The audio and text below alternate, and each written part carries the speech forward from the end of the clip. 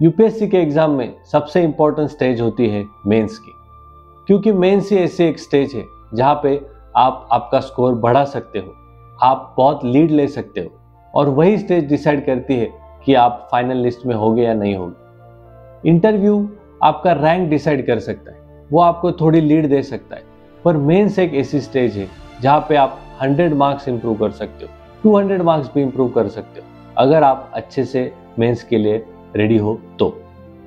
पर अक्सर मैंने ये देखा है, प्रीलिम्स के डर में बच्चे सिर्फ प्रीलिम्स को ही पढ़ते हैं, प्रीलिम्स के लिए 1-1.5 साल देते हैं और अगर प्रीलिम्स नहीं हुआ तो फिर आगे प्रीलिम्स के लिए ही पढ़ते रहते, पर मेंस इतनी इंपॉर्टेंट होके भी उसको इग्नोर करते हैं और अगर मेंस के लिए पढ़ा भी तो सिर्फ नोट्स कलेक्शन या रीडिंग लेक्चर्स उस पर ही फोकस करते हैं, आंसर राइटिंग को भी इग्नोर कर देते हैं। और इससे क्या होता है, जितना पढ़ा है उतना वहां पे कैसे भी लिख के आते और मार्क्स कम आते हैं, फिर उसी लूप में फंस जाते हैं और रिजल्ट नहीं मिलता। इसीलिए मेंस के लिए सिर्फ पढ़ना नहीं, मेंस की आंसर राइटिंग प्रैक्टिस करना भी उतनी ही जरूरी है। और आज हम देखेंगे कि एक अच्छा आंसर कैसे लिख सकते हैं।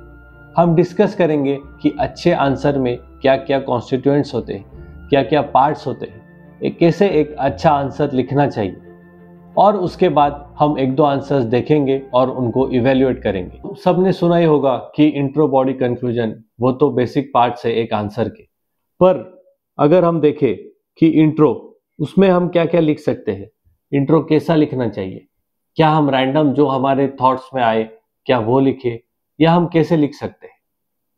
तो नॉर्मली इंट्रो हमें ऐसी लिखनी चाहिए कि जो पूरे क्वेश्चन को, थीम को एड्रेस करे। अगर उससे कोई करंट अफेयर्स का लिंकेज है तो हमने वो मेंशन करना चाहिए। और इंट्रो एनरिच्ड होनी चाहिए। एनरिच्ड मतलब उसमें हम ज्यादा से ज्यादा इंफॉर्मेशन डाल सकते। सपोज अगर हिस्ट्री का क्वेश्चन है तो हिस्ट्री में आप ईयर्स लिख सकते हो, पर्सनैलिटी के नेम लिख सकते हो। अगर ज्योग्राफी का क्वेश्चन है तो आप वहां पे प्लेसेस लिख सकते हो। कोई अगर कॉन्सेप्ट है तो उसे भी एक्सप्लेन कर सकते हो, अगर साइक्लोन है या कोई और चीजें है तो। इकोनॉमी में आप डेटा देख सकते हो, कोई रिसेंट ट्रेंड दे सकते हो, या अगर कोई करंट अफेयर्स है या कोई अगर न्यूज में वो कॉन्सेप्ट है तो भी आप उसको एक्सप्लेन कर सकते हो। लेकिन ध्यान रखना चाहिए कि इंट्रो में आप इंपैक्ट बनाए एग्जामिनर पे। इंट्रो पढ़ के ऐसा समझ में आना चाहिए कि आपको क्वेश्चन समझा है। और आगे के सीरीज में हम वैसे भी आंसर राइटिंग डिस्कस करने वाले ही है, तो उसमें आपको मैं और डिटेल में बताऊंगा कैसे लिखना है। हम आते हैं अभी बॉडी पे। बॉडी में सबसे 2 इंपॉर्टेंट चीजें वो है, एक तो कंटेंट और एक demand. Demand of the question. Content में आपको ध्यान रखना है कि कंटेंट में वॉल्यूम होना चाहिए। वॉल्यूम मतलब अगर 10 मार्क का क्वेश्चन है तो अभी आपने देखा होगा कि टॉपर्स बहुत से पॉइंट लिखते हैं। पहले ऐसे होता था कि 10 मार्क के लिए 6-7 पॉइंट भी इनफ होते थे, पर अभी लोग 10 से ज्यादा पॉइंट लिख रहे, 11-12 पॉइंट्स भी स्टूडेंट्स लिख रहे। और 15 मार्क्स के लिए भी आपने देखा होगा कि 15 प्लस पॉइंट्स स्टूडेंट्स ऐड करने लगे हैं। तो इंपॉर्टेंट चीजें है वॉल्यूम। सेकेंड है रिलेवेंस। ऐसा नहीं है कि वॉल्यूम बढ़ाने के लिए आप इररिलेवेंट लिखो या कोई भी चीजें जो आपको मन में आ रही है वो आप लिखो और क्वेश्चन का कॉन्टेक्स्ट ही आप छोड़ रहे हो, ऐसा भी नहीं चाहिए। रिलेवेंस बहुत इंपॉर्टेंट है, नहीं तो फिर आप डिमांड मिस करने लगे। वॉल्यूम, रिलेवेंस और थर्ड पॉइंट है एनरिचमेंट। एनरिचमेंट मतलब आपने सुना होगा कि आंसर में कमेंट्रीज लिखो, एग्जाम्पल्स लिखो, डेटा या ग्राफ बनाओ, जो भी चीजें हैं वो सब एनरिचमेंट में आती है। पर ये चीजें भी रिलेवेंट होनी चाहिए। ऐसा नहीं है कि अगर आपको कोई एक एग्जाम्पल पता है पर वो यहाँ पे सूट ही नहीं हो रहा है किसी क्वेश्चन में, फिर भी आप डाल रहे हो, उसका भी फिर रिलेवेंस कम होते जाता है। इसलिए एनरिचमेंट भी एक इंपॉर्टेंट फैक्टर है जो आपके आंसर को और अच्छा और बेहतर बनाता है। और सबसे इंपॉर्टेंट चीज अगर मैं कहूंगा तो वो है demand of the question. Demand question की आप देखोगे कि अगर आप खुद का आंसर पढ़ोगे तो आप देखोगे कि बहुत सी बार आप ऐसी चीजें लिखते हो जो कि क्वेश्चन में पूछी ही नहीं गई, जो मन में आया वो लिख दिया। इसीलिए डिमांड पे ध्यान रखना है। डिमांड पे आप कैसे ध्यान रख सकते हो? सबसे इंपॉर्टेंट है तो क्वेश्चन को अच्छे से रीड करना है, समझना है कि एग्जैक्ट पूछा क्या गया है। फिर क्वेश्चन के जो की डायरेक्टिव होते हैं, जैसे कि डिस्कस, एनालाइज एक्सेट्रा, तो इनका भी रिलेवेंस होता है, इनका कोई तो कॉन्टेक्स्ट होता है। आपको देखना है कि अगर डिस्कस पूछा है तो आपका आंसर कैसे चेंज होगा, एनालाइज है तो कैसे चेंज होगा। ये चीजें बहुत इंपॉर्टेंट है और इनको ध्यान में रखना चाहिए। डिमांड की और एक पार्ट है, वो रहता है primary demand, secondary demand. Primary और सेकेंडरी डिमांड आपको आइडेंटिफाई करनी है और उसी के अकॉर्डिंग आपको आपका आंसर डिवाइड करना है। स्पेस मैनेजमेंट पे आपको ध्यान देना है, देखना है कि हर सब पार्ट एड्रेस हो रहा है या नहीं हो रहा।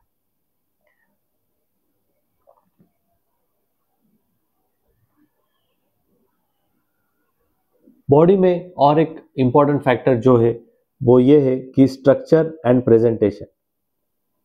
स्ट्रक्चर मतलब जो मैंने अभी बोला, जैसे आप आंसर को डिवाइड करोगे, सब पार्ट में लिखोगे, ये सब चीजें स्ट्रक्चरिंग में आएगी। और प्रेजेंटेशन में आप हेडिंग कैसे दे रहे हो, आप कुछ डायग्राम बना रहे हो या नहीं बना रहे हो, आपका स्पेस मैनेजमेंट कैसा है, आपकी लेजिबिलिटी क्या है, हैंडराइटिंग की, ये सब चीजें प्रेजेंटेशन में आती है।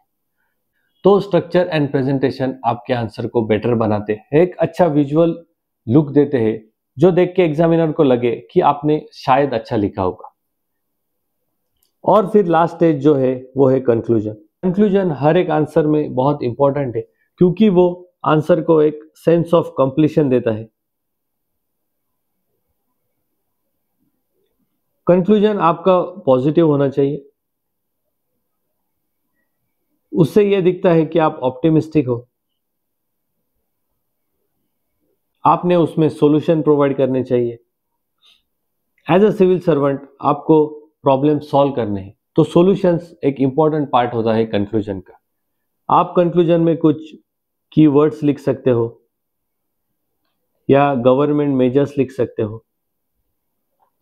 और ध्यान रहे कि कंक्लूजन में आप एक इम्पैक्ट क्रिएट कर रहे हो एग्जामिनर के माइंड पे।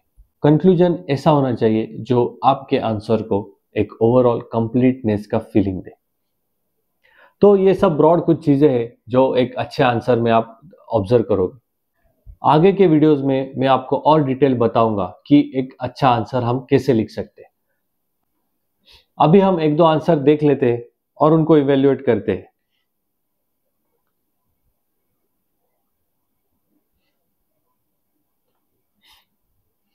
अभी सबसे इंपॉर्टेंट पार्ट जो है वो है कि reading the question. You have to read the question very very carefully. देखना है कि डिमांड क्या है, डिमांड मिस नहीं करनी है क्वेश्चन की, नहीं तो फिर क्वेश्चन लिख के भी, आंसर लिख के भी कोई फायदा नहीं होता। हमें लगता है कि हमने पूरा पेपर कंप्लीट करके आए पर फिर भी मार्क्स नहीं मिले, इसीलिए क्योंकि हम डिमांड बहुत सी बार मिस कर जाते। तो अभी क्वेश्चन क्या है हम देखते हैं। To what extent in your opinion self-help groups in India have enabled women-led development at the grassroots level? तो यहाँ पे इंट्रो लिखा है, recently the government has launched mission 2 lakhs by 2024 to increase the income of members of self-help groups to 2 lakhs।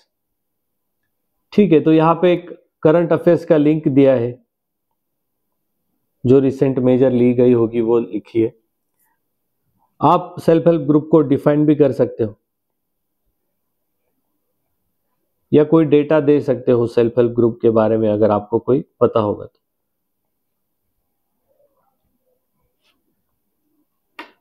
अभी आप सब heading दी है self help group leading the women development. तो अभी यहां है self help groups in India have enabled women led development. तो एक अच्छी हेडिंग क्या हो सकती है, self help groups enabling women led development। अगर आप क्वेश्चन के वर्ड्स यूज करोगे तो डिमांड मिस होने के चांसेस कम हो जाते हैं। फिर यहाँ लिखे self help groups have been able to ensure the women led development. ठीक है, ये भी देखो, ये जेनरिक स्टेटमेंट है, ये अवॉइड भी कर सकते हैं। फिर फाइनेंशियल मोबिलाइजेशन, कुछ डेटा दिया है, decision making, financial freedom, increase income, decision making, increase income eight hand, treasure status, say in decision, financial freedom, starting a venture to income। ठीक है, अभी ये पर ये और हम बेहतर लिख सकते हैं कि कैसे सेल्फ हेल्प ग्रुप की वजह से वुमेन लेड डेवलपमेंट हुआ है ग्रास रूट लेवल पे।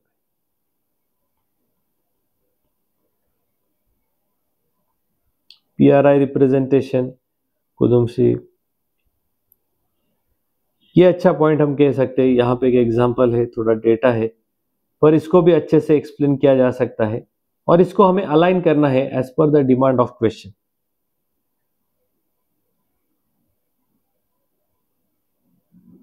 Although this points are correct but these have to be aligned, नहीं तो फिर ये जेनरिक एडवांटेजेस लिखे हैं ऐसा लगता है।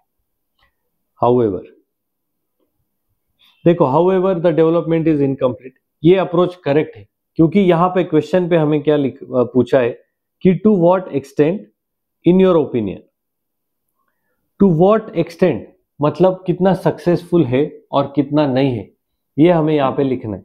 तो यहाँ पे हाउएवर लिख के और ये जो अदर साइड लिखना है वो बहुत जरूरी है।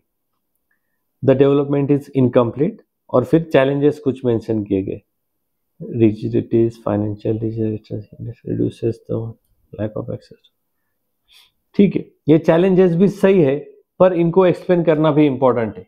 ये सिर्फ पैट्रियार्कल रिजिडिटीज लिख के और एक दो वर्ड्स लिख के ये इनकम्प्लीट लगता है।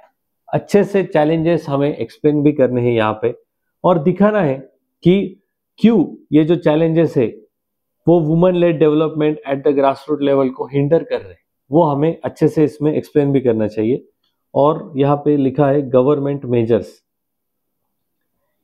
सपोर्टल, सारस फेस्टिवल, सेम जो हमने यहाँ पे देखा कि जो एकदम शॉर्ट में पॉइंट लिखे गए हो वैसे ही यहाँ पे लिखे। Government measures instead of government measures, यहाँ पे हम ऐसा लिख सकते हैं कि what steps that can be taken so that the above challenges will be addressed, ये यहाँ पे इंपॉर्टेंट है। और कंक्लूजन में हम देखते हैं the self help group can act as a wheel of women led rural and grass root development, latest decision of provision of drones is a step in this direction. ठीक है, यहाँ पे हम देख सकते हैं कि लेटेस्ट डिसीजन जो है, लेटेस्ट प्रोविजन लिखा है और एक फॉरवर्ड लुकिंग हम देख सकते हैं कि एक is a step in this direction. पर इसको भी हम और बेहतर बना सकते हैं कीवर्ड्स का यूज करके या कोई की फ्रेज हो, जैसे कि self help group to national help group, ऐसा कुछ हम कीवर्ड या कोई कोड भी यूज कर सकते हैं ताकि और बेहतर हम कंक्लूड कर पाए आंसर को। और एक क्वेश्चन देखते हैं, the power of pressure group lies not in size और elaborate organisation but in their ability to mobilize public opinion and create lasting change. With help of relevant examples, discuss how informal pressure groups shape public policy. तो यहाँ पे की directive जो है वो है discuss और हमें उसके अकॉर्डिंगली ही अपना आंसर लिखना है। अभी यहाँ पे pressure groups are groups of people with similar objective to influence the public policy. अभी ये जो डेफिनेशन है आप देखो कि ये बहुत शॉर्ट है और एक नॉर्मल डेफिनेशन लग रही है। इसको एनरिच्ड बनाना, इंफॉर्मेटिव बनाना बहुत इंपॉर्टेंट है। ये एनरिच्ड और इंफॉर्मेटिव चाहिए क्योंकि कंपटीशन इतना बढ़ गया है, इतनी सिंपल प्लेन डेफिनेशन लिख के मार्क्स मिलना बहुत ही मुश्किल है।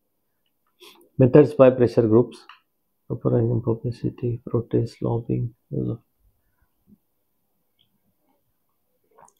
ये एक हम कह सकते हैं एक अच्छा अप्रोच है, थोड़ा प्रेजेंटेशन बेहतर लग रहा है। भी मेन डिमांड यहाँ पे एड्रेस की गई है। हम देखते हैं informal pressure groups role in public policy, able to connect with people directly, stand for their cause in protest, take the relevant burning current methodology. तो देखिए, आप पॉज करके भी ये रीड कर सकते हो। यहाँ पे जो पॉइंट्स लिखे गए हैं वो एक जेनरिक प्रेशर ग्रुप्स के रिलेटेड पॉइंट है, पर क्वेश्चन में स्पेसिफिकली पूछा गया है इनफॉर्मल प्रेशर ग्रुप्स। सिर्फ हेडिंग में इनफॉर्मल प्रेशर ग्रुप्स हमें देखने को मिला, पर आंसर में वो कॉन्टेक्स्ट मिल ही नहीं रहा है। ये एक जेनरिक पॉइंट्स है जो इनफॉर्मल प्रेशर ग्रुप्स के रिलेटेड लिखे गए, तो इसीलिए ऐसे आंसर्स को कम मार्क्स मिलते हैं। फिर यहाँ पे लिखे issues with pressure groups, foreign influence might create tensions, personal motivated interest, corporate, ये भी एक छोटे पॉइंट्स और वो भी इनकम्प्लीट सेंस ऑफ इनकम्प्लीट यहाँ पे वो लग रहे हैं। इश्यूज भी बहुत लिखने चाहिए क्योंकि क्वेश्चन डायरेक्टिव ही डिस्कस है, तो हर एंगल से, हर स्टेक होल्डर के पर्सपेक्टिव से यहाँ पे आंसर लिखना चाहिए। और कंक्लूजन हम देखते, pressure groups are as part of CSO from the third arm of government, thus must act wider benefit of society. ठीक, ये भी एक जेनरिक कंक्लूजन है, इसको भी बेहतर बनाना बहुत इंपॉर्टेंट है। कंक्लूजन में हम ये भी लिख सकते कि क्या स्टेप्स ले सकते, या कोई बेस्ट प्रैक्टिस हो, कोई केस स्टडी हो प्रेशर ग्रुप की, इनफॉर्मल प्रेशर ग्रुप की स्पेसिफिकली, तो हम कंक्लूजन में वो डाल सकते ताकि कंक्लूजन भी और बेहतर हो सके। तो आई होप आपको बेसिक आइडिया तो आ गई होगी कि एक अच्छा आंसर क्या होता है और हमने हमारे आंसर भी कैसे इवेल्युएट करने चाहिए। मैंने देखा है कि बच्चे अक्सर पढ़ते तो है, आंसर लिखते भी है, पर उनको कोई अच्छे से इवेल्युएट नहीं करता। आंसर राइटिंग तभी इंप्रूव होगी जब आपको कोई ऑनेस्ट, रियल और पर्सनलाइज्ड फीडबैक देगा। तो मेरे मेंस आंसर राइटिंग इनिशिएटिव में मैं ये चीज़ करने वाला हूँ। मैं आपको आपके आंसर को अच्छे से पढ़ के उसको पर्सनलाइज और ऑनेस्ट फीडबैक दूंगा। आपने देखा होगा कोचिंग इंस्टीट्यूट में जो आप आंसर लिखते हो और जो आपको फीडबैक मिलता है वो एक टेम्पलेट की तरह होता है। वहाँ पे एक चीज़ फॉलो की जाती है कि अगर कम भी मार्क्स हो उसको भी एवरेज करो और बहुत ज़्यादा भी हो उसको भी एवरेज करो। तो आपने देखा होगा कि आप एक ही रेंज में मार्क्स आपको मिलते हैं और इससे ना कोई इम्प्रूवमेंट होती है, ना आपको कोई कंस्ट्रक्टिव फीडबैक मिलता है। आपको लगता है चीज़ें सही जा रही पर मेंस में स्कोर नहीं होता। ये कुछ चीज़ें हैं जो कोचिंग इंस्टीट्यूट अपने बेनिफिट्स के लिए करते हैं, पर हमें अपना बेनिफिट देखना चाहिए। आप आपके आंसर मुझे भेज सकते हो, मुझे कांटेक्ट करो, टेलीग्राम लिंक दी गई है, टेलीग्राम चैनल को ज्वाइन कीजिए। आपको अगर कोई भी डाउट हो तो आप कमेंट्स में भी लिख सकते हो या आप मुझे डायरेक्टली कांटेक्ट कर सकते हो। मैंने डिस्क्रिप्शन बॉक्स में मेरा कांटेक्ट नंबर भी दिया है। अगर आपको वीडियो अच्छी लगी तो शेयर कीजिए आपके दोस्तों के साथ जो प्रिपेयर कर रहे हैं, जिनको मेंस आंसर राइटिंग करनी है, इम्प्रूव करनी है, जिनको ऑनेस्ट फीडबैक चाहिए अपने आंसर्स पे, तो उनके साथ शेयर कीजिए। Let's connect and grow together. Thank you.